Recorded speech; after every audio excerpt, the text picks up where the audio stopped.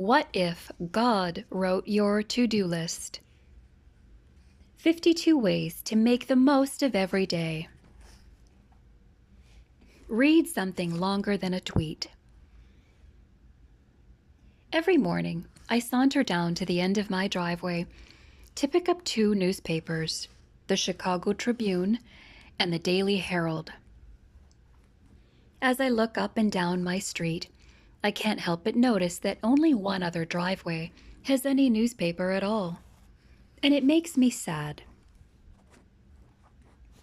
I think about all my neighbors who miss the satisfaction of seeing what's going on in the world at a pace they control. They are missing out on the joy of scanning headlines and digging deeper into topics they had not anticipated exploring this day or ever. News, business, sports, lifestyle, entertainment, comics, editorial. Every day I spread out those pages on my kitchen table and discover things that have me shaking my head, thinking new thoughts, checking my calendar, and laughing right out loud. I share something with my wife. I share something with the world. Of course, I disagree with some of the editorial writers. Also, the one-sided spin on some of the supposed straight news stories is painfully obvious. But even that makes me wiser, sharper, and better prepared to argue on the side of truth. Part of me wishes everyone still got a newspaper and spent a half hour with it every day. I think we might all better understand each other.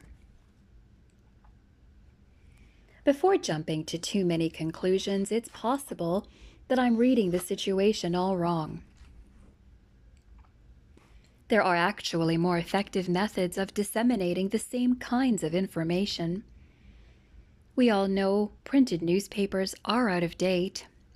Subscription rates are plummeting, and quite literally, the news is at least 8 hours old by the time it reaches my driveway. Honestly, the computer screens sitting on just about every desk in the country are better conduits for news. It's entirely possible my neighbor and yours spend extended, thoughtful time reading long articles online about a wide variety of subjects. I know I can't, but maybe they can maintain focus on a single topic for several minutes at a time, ignoring the pop-up ads for weight loss products and asthma cures. Somehow, those people have reinforced their resistance and don't feel the need to click on links that warn about identity theft and computer viruses or promise jaw-dropping photos.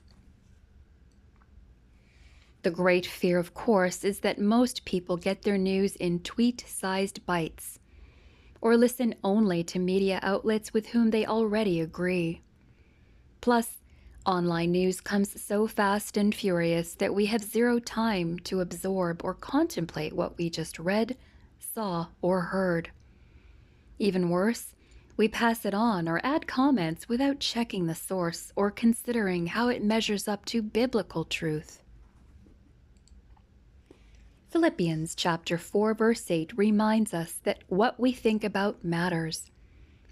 Finally, brothers and sisters, whatever is true, whatever is noble, whatever is right, whatever is pure, whatever is lovely, whatever is admirable, if anything is excellent or praiseworthy, think about such things. The art of thinking requires humans to string together bits of memory, knowledge, advice, experience, and dreams. You can't do that in a 140-character tweet or a 1-second GIF. You can't do that if a new high-def image flashes across your field of vision every 3 seconds. You can't do that without taking in significant chunks of new information and allowing them to roll around in your skull for several minutes, hours, or days. The 1st century Greek philosopher Epictetus said, "No great thing is created suddenly. we might add this thought: great ideas may come in a brilliant flash of inspiration, but only after gathering enough kindling, accelerant, and friction to create the spark. Checking the list. Is thinking on your to-do list? It should be. And the strategy for being productively thoughtful is to dwell long and hard on ideas that uplift rather than drag down. Perhaps start with Colossians chapter 3, verse 2. Set your minds on things above, not on earthly things. Read things that have at least been proofread.